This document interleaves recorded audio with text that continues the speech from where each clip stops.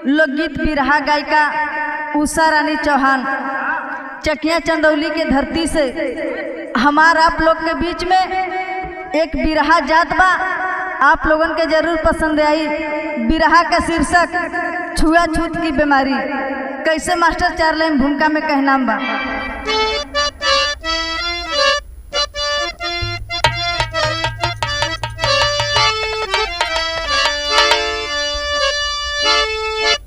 दबे कुचले परिवार में जन्म लेकर अलग अपनी पहचान बनाए बाबा साहेब। गरीबी में पल के चले वो संभल के, देश अपना महान बनाए बाबा साहेब। छुआछूत का भेदभाव था सभी में, सबको एक समान बनाए बाबा साहेब। कहते प्रवीण देश बिकने न पाए, इसलिए संविधान बनाए बाबा साहेब।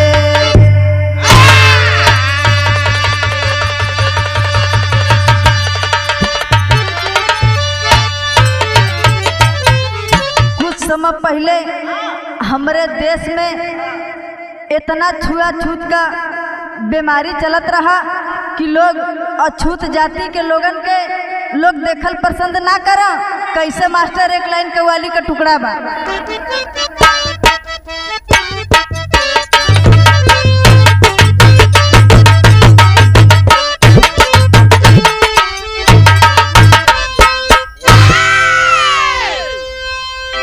मेरे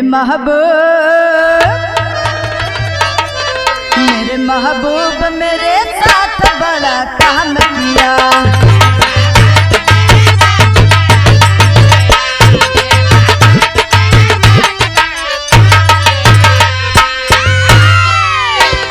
मेरे महबूब मेरे साथ बड़ा काम किया।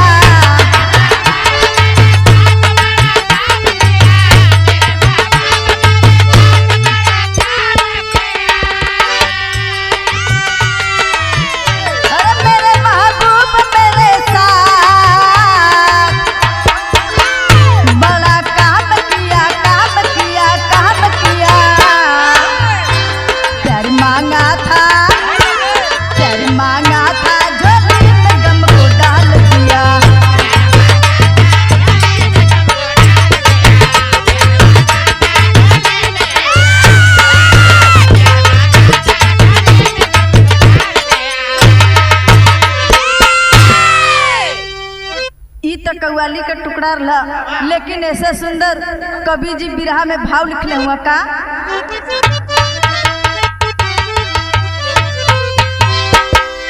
माँ के पेट से पैदा यहाँ इंसान हुआ।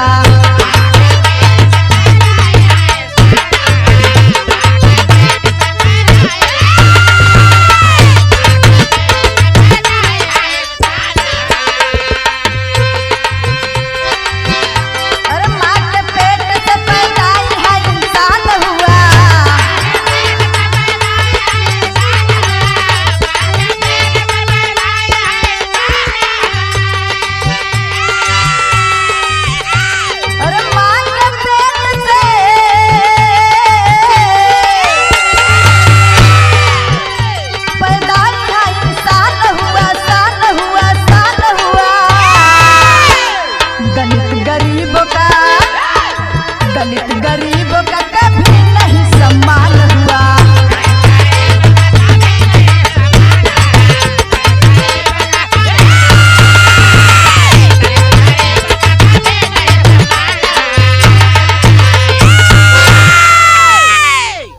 इंजन से कहानी का शुरुआत हो गल।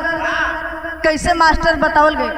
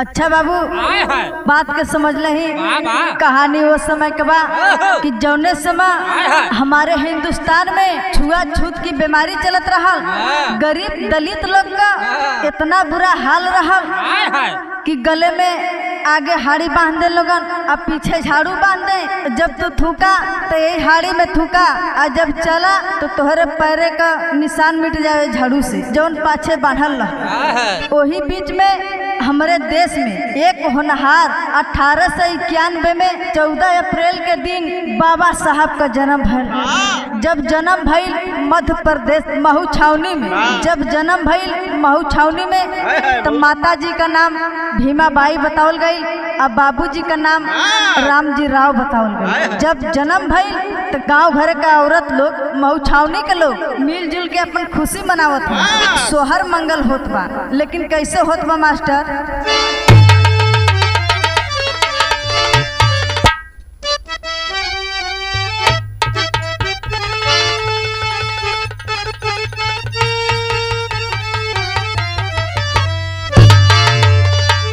भीमाबाई के भाई ले ललनावा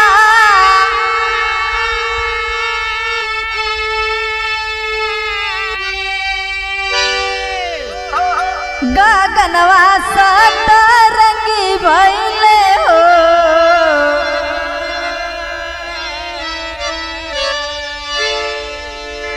ए लालना जगमग प्रकाश में हो जहानावा बधैया उसरनी गावे हो।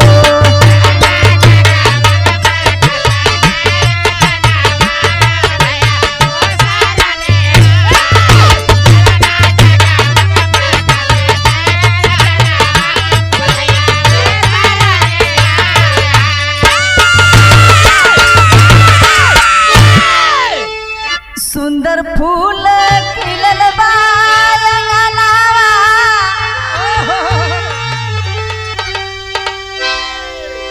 भीमाबाई के भवनवा हो।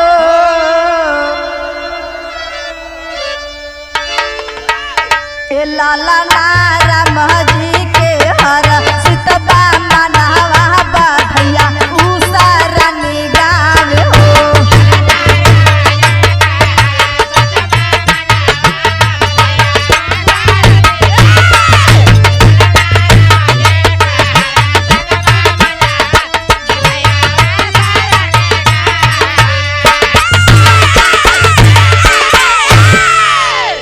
यहाँ तो सोहर मंगल होत बा बाबू, लेकिन बाबा साहब जब धीरे धीरे कुछ बड़ा भइलन, 4-5 साल का, हाँ 4-5 साल का, तो अपने माई से जिद कैलन। का जिद कैलन मास्टर? एक लाइन गीत लगल।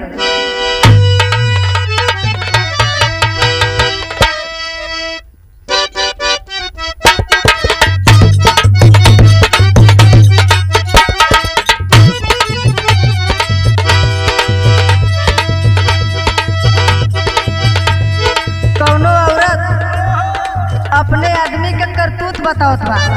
का बतावत बा मास्टर? बिगाड़ के लदासा करही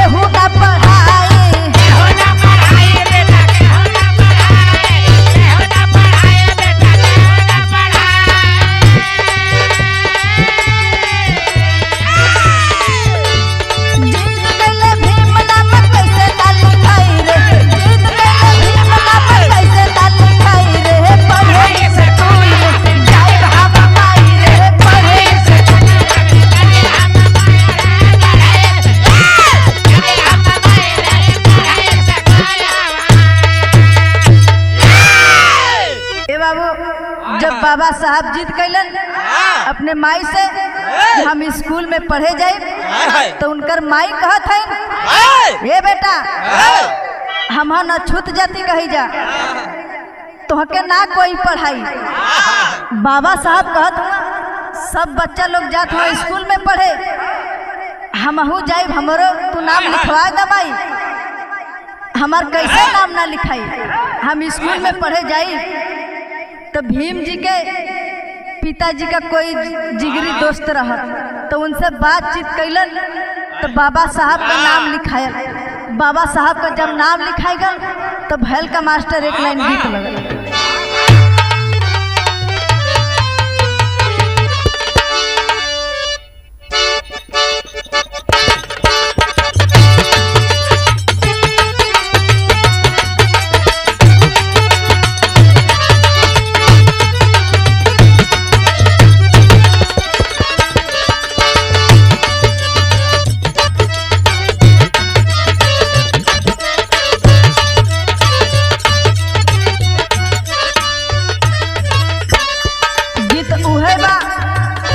माता बही लोगन ए गीतिया के बड़ा सजाए के गावेली। कैसे गावेली? झाझर मारउआ जन छा वही हाय बाबा हो झाझर मारउआ जन छा वही हाय बाबा हो लगना शुरू जहवा के घाम हो।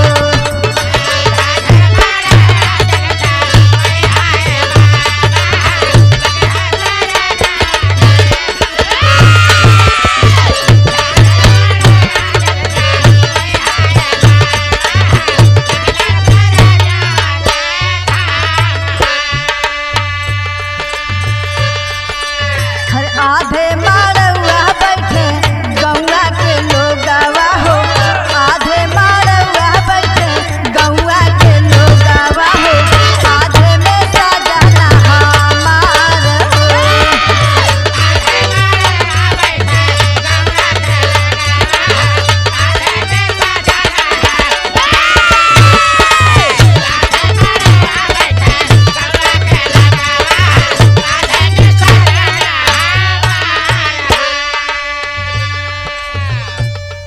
जब बाबा साहब का नाम लिखाई गल तो आगे भैल का मास्टर बतावल गए।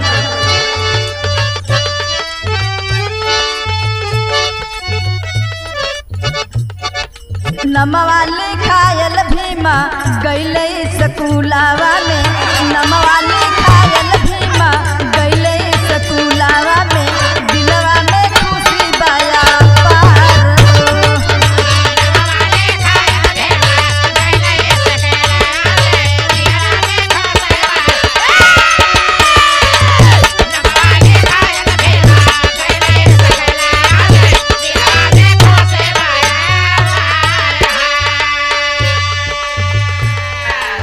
मिलल इजाजत नाही बैठे के संघावा में मिलल इजाजत नाही बैठे के संघावा में दिलवा भइल बेकरार हो।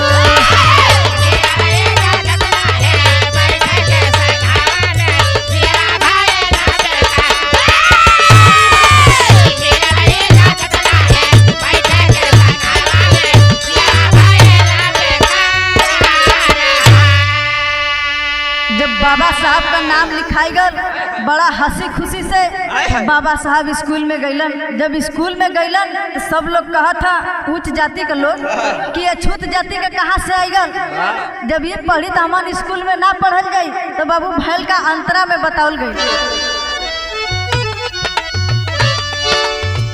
रोवेले भीम झरझर बरसे नजरिया हो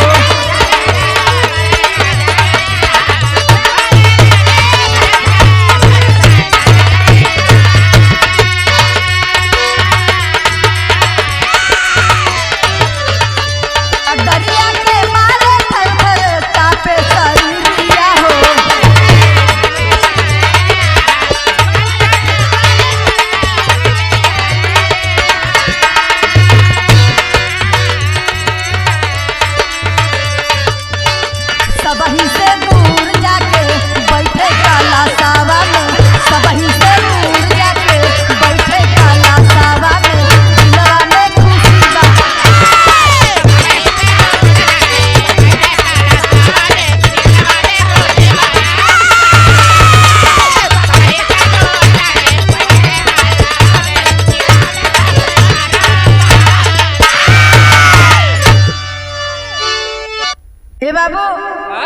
बाबा साहब झरझर झरझर रोवत हवा।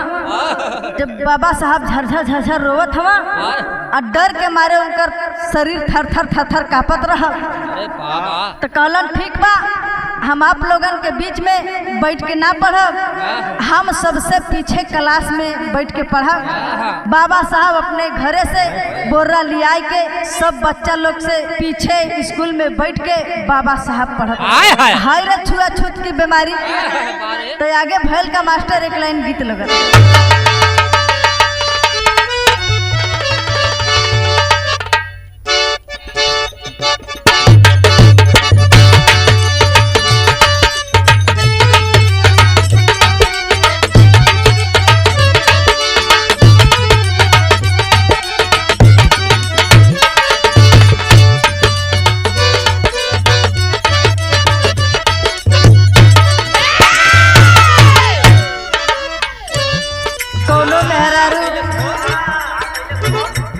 अपने मर्द से कहले बा का कहले बा सजन भैया, देख के अखिया में हम तजरा मार सबके ओरिया नजरा कोई का करी है।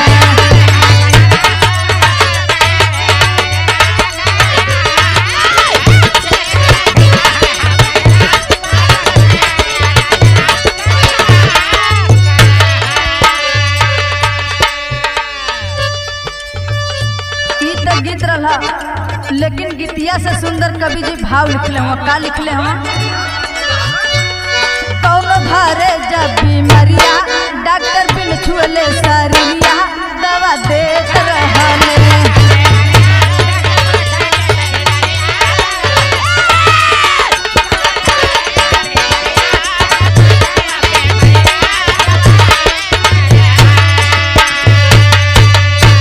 घुट घुट के जियत रहले शोषित समाज हो।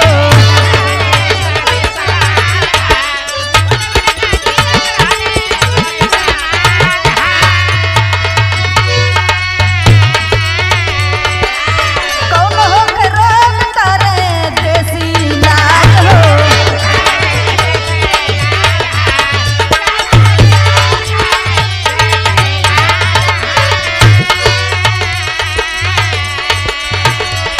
कोई गाए ना डॉक्टरिया डॉक्टर सुनाई के गरिया दवा देत रहले।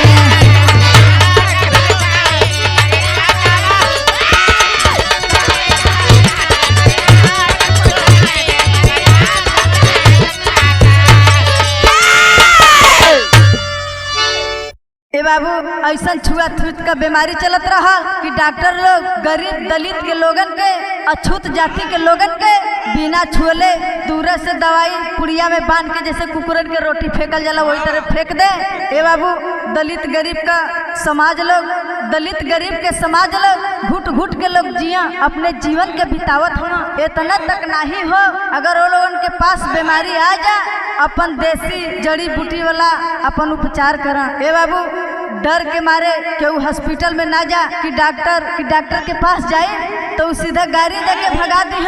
और गाड़ी दे के डॉक्टर लोग भी भगावत भी रहलन बाहर छुआछूत का बीमारी। लेकिन बतावल गिल मास्टर एक लाइन गीत लगल।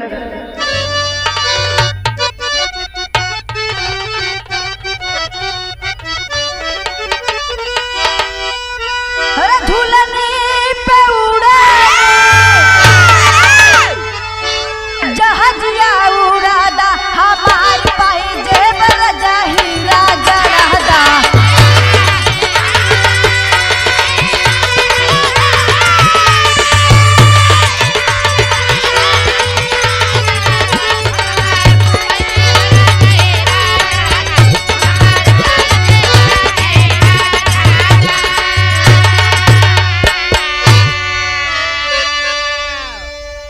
ई तो गीत रहा लेकिन गीतिया से सुंदर भाव बा कवि जी लिखले हुए। छुआल के बनवा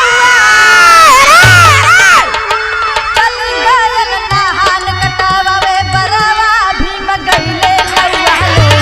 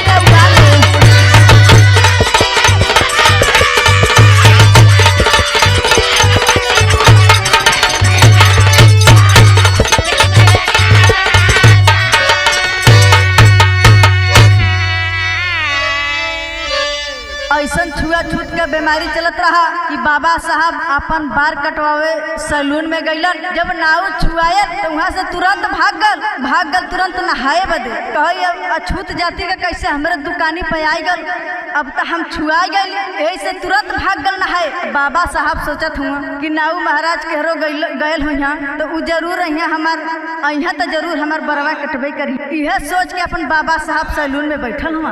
ए बाबू, जब नाऊ महाराज अलन डांट का भगवान का भाग जाओ से, तू अछूत जाति कहो, तुम्हारा हम बाल नहीं कटेंगे, मेरे सैलून से भाग जाओ बहुत जल्दी। जब बाबा साहब इतना बात के सुनलन तो अपन रोवत बाबा साहब तुरंत घरे।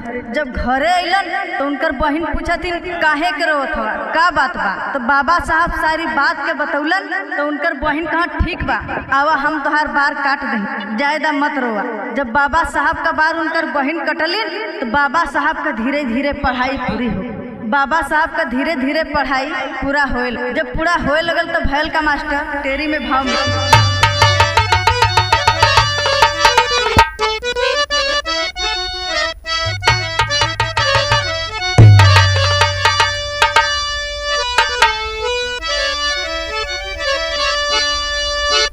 सेना में जाके भर्ती हो गए, अरे सेना में जाके भर्ती हो गए। घर की देख व्यवस्था तन की ज्वाला देखी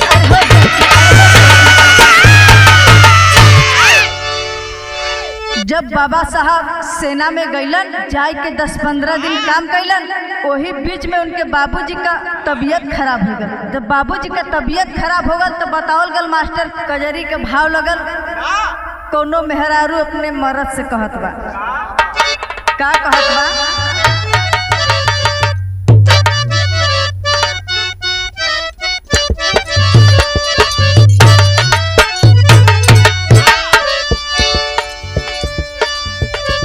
कि हमरे भैया के बोलवाई दा, कि हमरे भैया के बोलवाई दा, हम नहीं हरवा जइबे ना।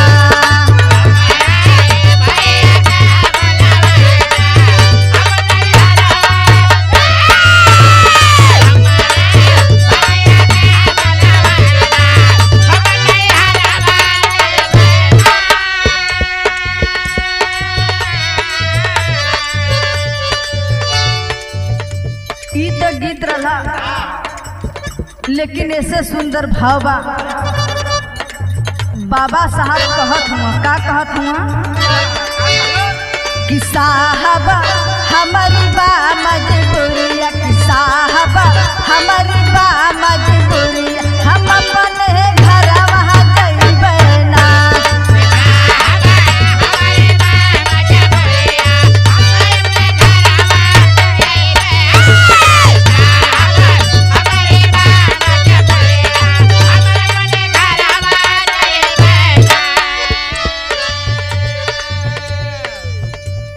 बाबा साहब कहत हुआ, साहब हमरे पास मजबूरी बा, हमके छुट्टी दे दही, हम अपने घरे जाई। लेकिन अंतरा के लाइन में बतावत हुआ, का बतावत हुआ?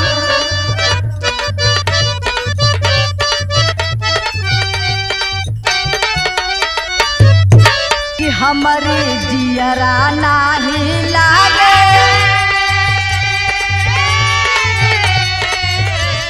कि हमारी जियरा नाही लागे, कुछ सूझत ना बायागे।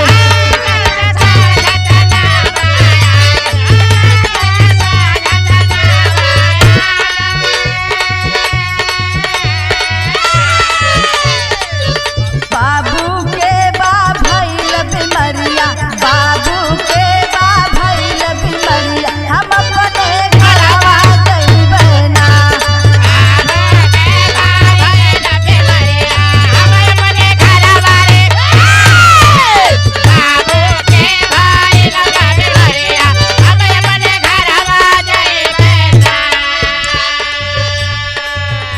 बाबा साहब कहत हुआ, ये बाबू ये साहब हमरे बाबूजी का बहुत ज़्यादा तबीयत खराब बा, बहुत ज़्यादा बीमार, हमके छुट्टी दे दही साहब, हम अपने घरे जाए। बाबा साहब बड़ा दुख तकलीफ सह के आगे करत का हम बाबू पहपट में बताओ।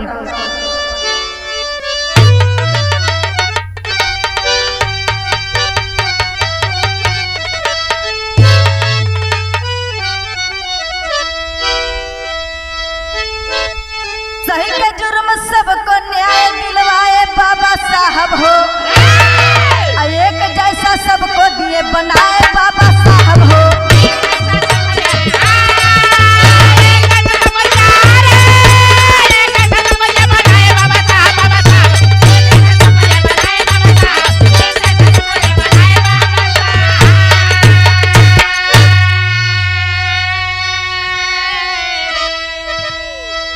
शिक्षा पर वो जोर दिए, बिन पढ़े कुछ ना हो, अब बोले के अधिकार दिलाए, जाने ला सब कोई हो।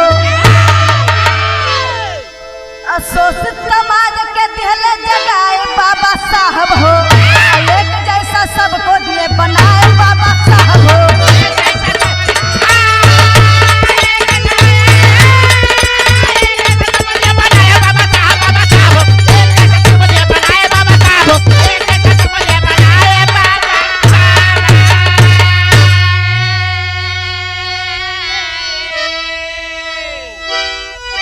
बाबा साहब बहुत जुर्म के सहते हुए सबको न्याय दिलवाए का काम कैलन बाबू। अब बोले का अधिकार बाबा साहब ही देलन सबके। आगे भैल का मास्टर आला में भाव जवन कुछ मिलल बा बाबा साहब दिहले बाबू।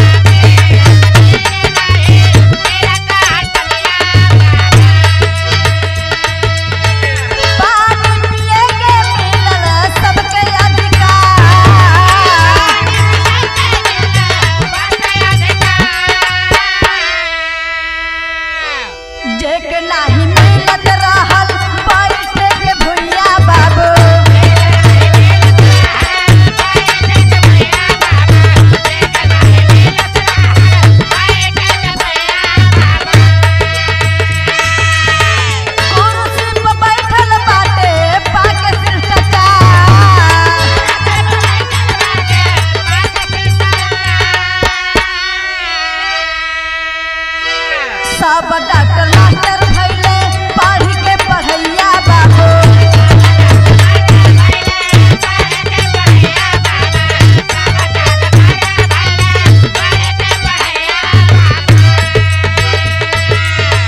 सब जग बहावत बाटे सब रोजगार।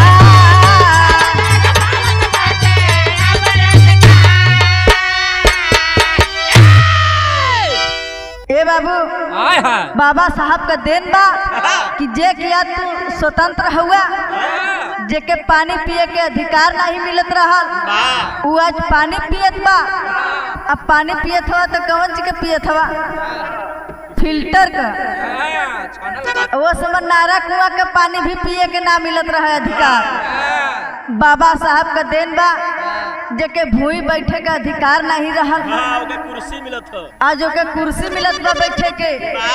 अब बाबा साहब का देन बा कि सब लोग पढ़ के पढ़ाई डॉक्टर मास्टर बनत है, पढ़ के बिरहा गावत हो। सब जगह उनके रोजगार मिलत बा।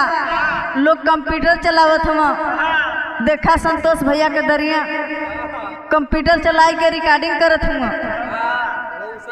मिक्सिंग करत हुआ, रिकॉर्डिंग के करत हुआ उषा रानी के बिरहा। अब बाबा साहब का देन बा कि आज स्वतंत्र हुआ। आगे भल का मास्टर खड़ी में भाव मिला।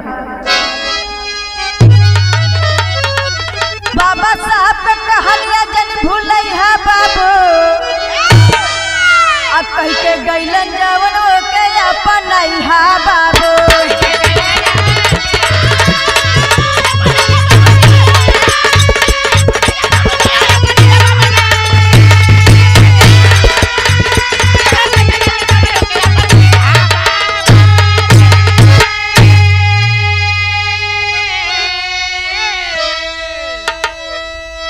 जेके ना पता बा जाके पढ़ा संविधान हो आ लिखले हुए बाबा साहब विधि के विधान हो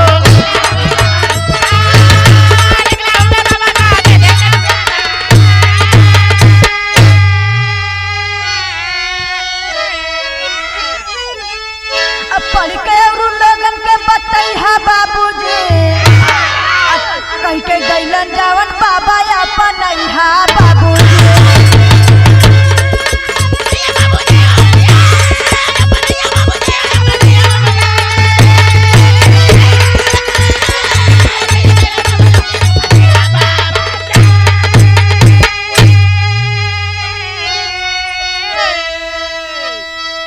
सजीवन भैया जवन की आप आज हारमोनिया बजावत हैं बाबा साहब का देन बा अधिकार मिलल तो बजावे के और राजू भैया ढोलक बजावत हैं तो मुअलई चाम पीटत ह बाबा साहब का देन बा जिंदा पाई तो पता नहीं क्या करी जल्ला प्रकाश भैया और संतलाल अकेला बहुत सुंदर बिरहा के गायक कलाकार हमारे बीच में बैठे हैं साईगंज सोनभद्र के धरती से उनके देख रेख में उषा रानी के बिरहा रिकॉर्डिंग होत बा बाबा साहब जोन विधि का विधान लिखले हुआ ओके मत भूलिया सजीवन भैया आज देख ला संविधान के पढ़ा तब आपका पर्दा खुली अपने हक का लड़ाई लड़ा मात्र एक वोट अब बाबा साहब जौन कहलन ओके मत भूलिया कभी और जेके पता नहीं बा जाए के संविधान पढ़ो उधर ख्याल हो बाबा साहब में सारा विधि का विधान लिखले हुए आगे भैल का मास्टर बिरहा विराम के ओर बा आखिरी लाइन में कहना बा गुरु घराने के परिचय बा गुरु बिहारी गुरुपतु सपना भैले भाई कभी परवीन राम जी सबको शीश झुकाई हो